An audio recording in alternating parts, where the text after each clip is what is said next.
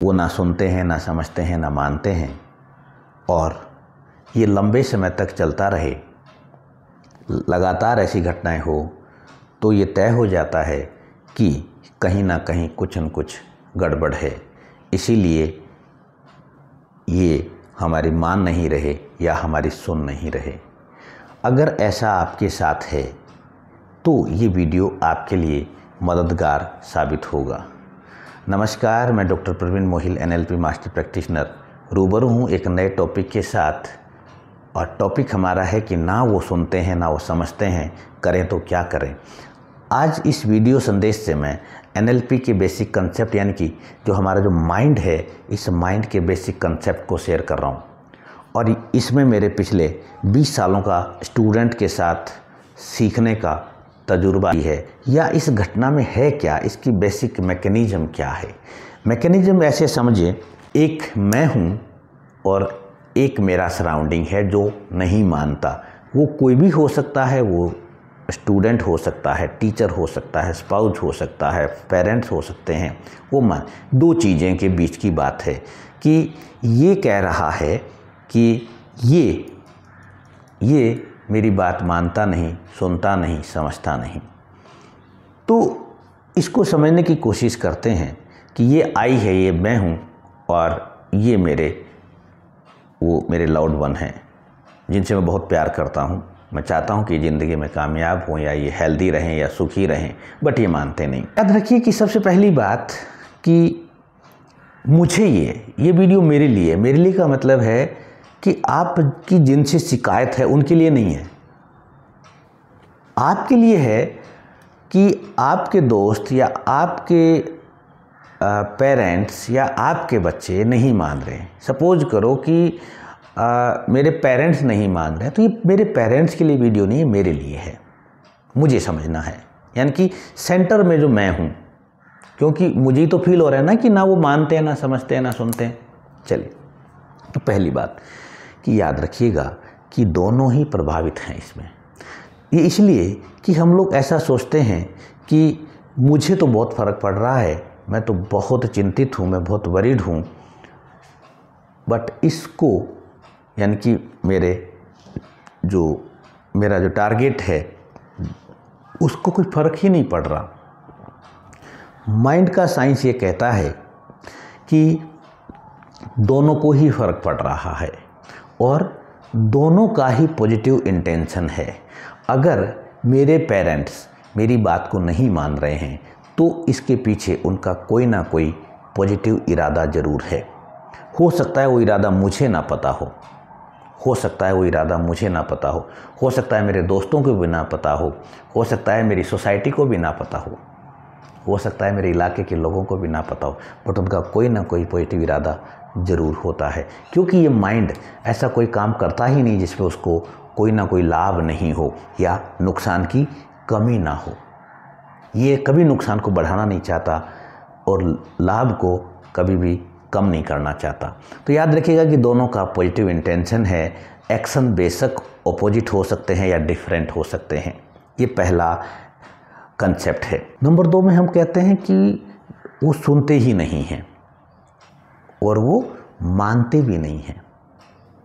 ध्यान से देखिए, हम लाइन ये बोलते हैं, वो किसी की नहीं सुनते, वो किसी की नहीं मानते। नहीं, ऐसा नहीं है। वो हो सकता है आपकी नहीं मानते हो, और हो क्या सकता हो आपकी नहीं मानते। ध्यान रखिएगा, वो आपकी नहीं सुनते, वो आपकी नहीं मान रहे, बट ऐसा नहीं कि वो सबकी नहीं मानते।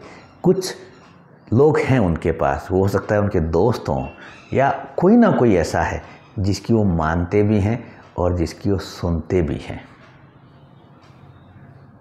इसको रिकॉल कर लें कि सिर्फ आपके नहीं मानते, औरों की मानते भी हैं, और ऐसा कोई है ही नहीं। क्योंकि हम एक सोशलाइज हैं, हम कहीं ना कहीं हम कंसेंट में ज़रूर रहते हैं। इसी का दूसरा पार्ट है, बड़ी बात है कि आपकी किस टॉपिक पे नहीं मानते। ध्यान से देखिएगा कि ऐसा नहीं कि सभी टॉपिक पे नहीं मानते।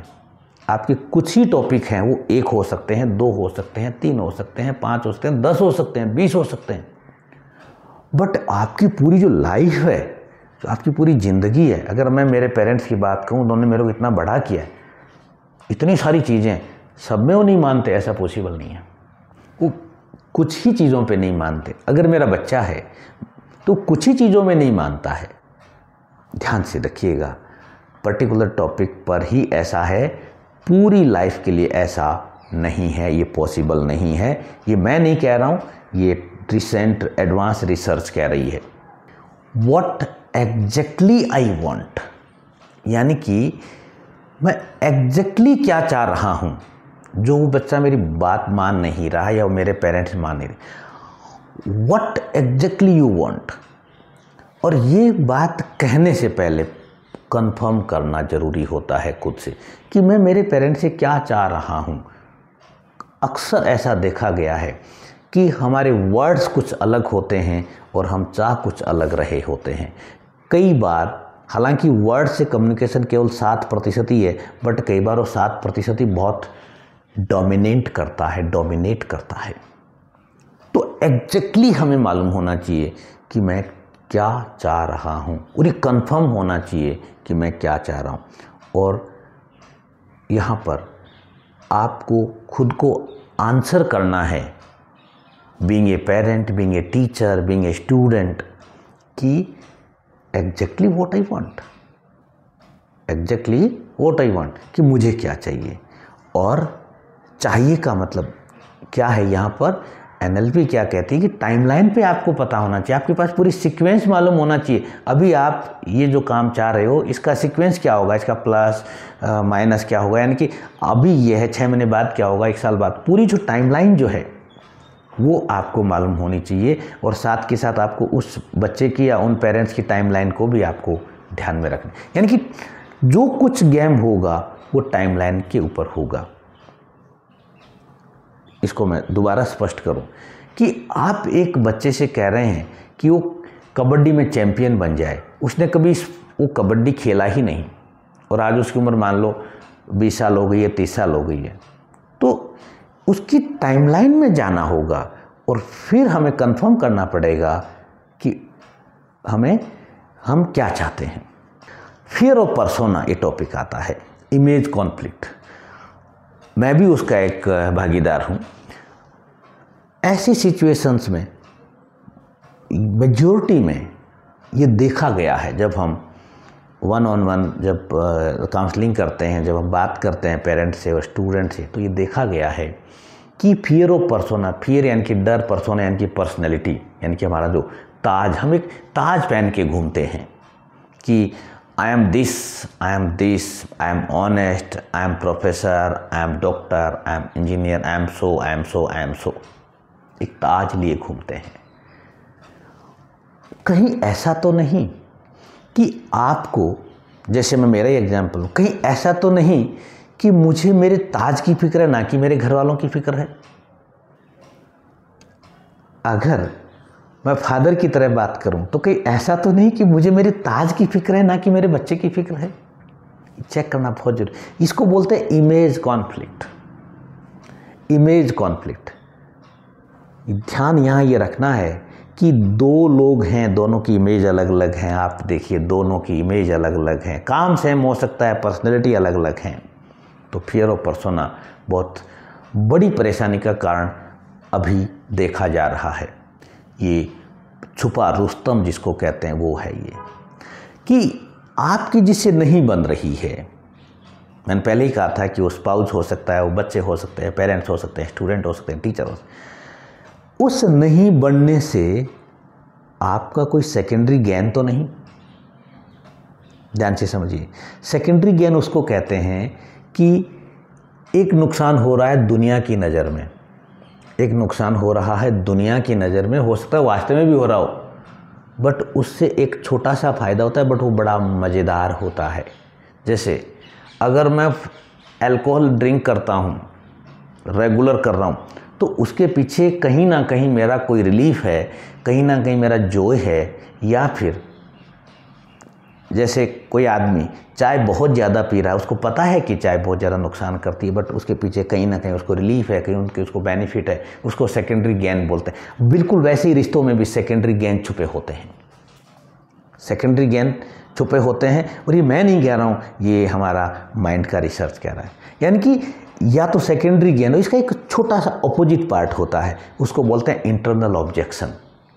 इंटरनल ऑब्जेक्शन, जैसे अगर मेरे बच्चे ने ऐसा ऐसा ऐसा किया तो ये प्रॉब्लम हो सकती है।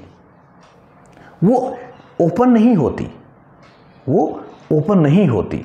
और इस सोशल मीडिया के ज़माने में तो काफ़ी चीज़ें आ गई हैं जो आपको मालूम है इससे ज़्यादा। यानी कि सेकेंडरी गेन है कि एक बड़े नुकसान को नज़रअंदाज करते हुए हम एक छोटी सी चीज़ के पीछे हम चलते हैं।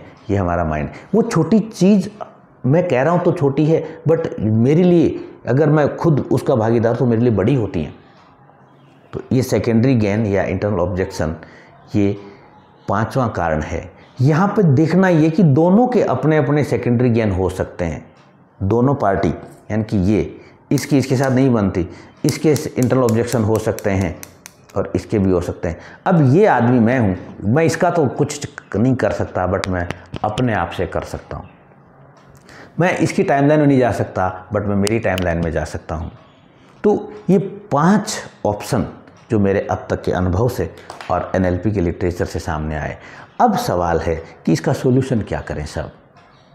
बहुत से अभिभावक आते हैं कि साहब सॉल्यूशन क्या करें।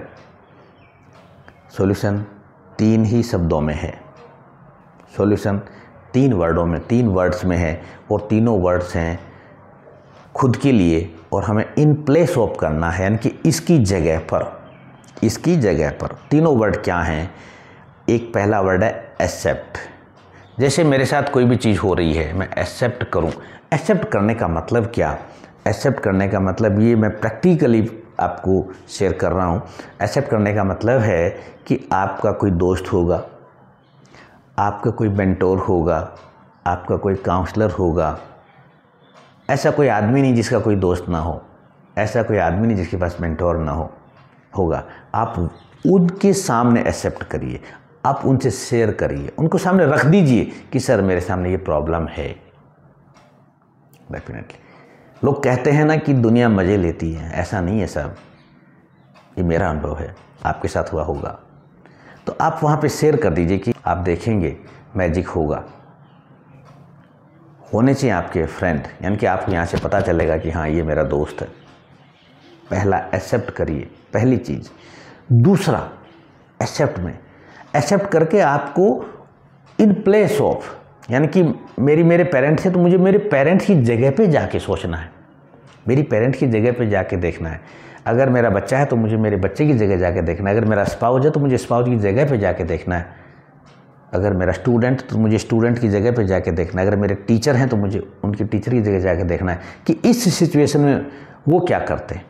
अगर मैं उनकी जगह होता है, मेरे टीचर की जगह या मेरे स्टूडेंट की जगह या मेरे स्पाउस की जगह या मेरे बेटे की जगह, मेरी बेटी की जगह होता, तो मैं क्या करता। इन प्लेस ऑफ एक्सेप्ट करना है कि तो मैं क्या करता। आपको पता चलेगा कि आपकी जिससे जो आपकी बात सुन नहीं रहा, जो मान नहीं रहा, वो क्या कर रहा है, हकीकत सामने आएगी। नंबर 2, रेस्पेक्ट करना है। रेस्पेक्ट का मतलब वो नमस्कार और वो सम्मान नहीं। रेस्पेक्ट का मतलब है यहाँ पर जो गिवन सिचुएशन है, जो इस वक्त सिचुएशन है कि ये मेरा लव्ड वन है, वो ये बिल्कुल भी मेरी मान नहीं रहे और इवन ये गलत काम भी कर रहे हैं और मुझे चिंता भी हो रही है। तो क्या करना है कि मुझे इस सिचुएशन को मुझे एज इट इज़ एक्सेप्ट करना है। एज इट इज़ एक्सेप्ट करने का मतलब एक्सेप्ट ऊपर एक्सेप्ट, यानी कि इसको मुझे एक शांति की स्टेट में मुझे इसको देखना है, एकदम पीसफुली। कीप क्वाइट, लाइब्रेरी में लिखा होता है ना keep quiet, pin drop silence में चले जाइए, this is the respect. Pin drop silence चले जाइए, this is the respect, it's according me and my experience. Silence कौन सा? इंटरनल साइलेंस में जाना होगा। और इंटरनल साइलेंस में जाने के लिए आपकी मदद करेगा इन प्लेस ऑफ। अगर आप इंटरनल साइलेंस में नहीं जा सकते, आप नहीं जा पा रहे हैं, आपको बेचैनी बढ़ती जा रही है कि मैं क्या करूं, ये मेरी मान नहीं रहा, ये मेरा मान नहीं रहा, ये, तो फिर और वो हेल्पर आपका सबसे बढ़िया जो आपका सहयोगी वो फ्रेंड हो सकता है, कोई एक्सपर्ट हो सकता है, कोई भी हो, तो वहाँ से आपको सिचुएशंस के लिए एक पीसफुल स्टेट में आपको एंट्री करनी पड़ेगी। और जैसे ही आप पीसफुल स्टेट में एंट्री करेंगे आप देखेंगे कि क्या चीज़ें होने वाली हैं। और तीसरा पार्ट है एक्सपेक्ट। क्या एक्सपेक्ट का मतलब है कि व्हाट एग्जैक्टली यू नीड, यानी कि ये जो पर्सन है ये वास्तव में एग्जैक्टली इसको क्या चाहिए। ध्यान से समझिए, एग्जैक्टली वर्ड पहले भी आया था, अभी भी आ रहा है।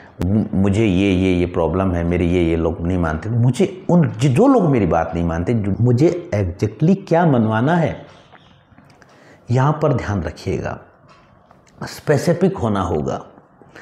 अब स्पेसिफिक को भी अगर हम नहीं समझ पा रहे हैं तो कोई बात नहीं, हम जो बात चाह रहे हैं वो हमारी एक्शन वर्ब में होनी चाहिए, एक्शन वर्ब में होनी चाहिए।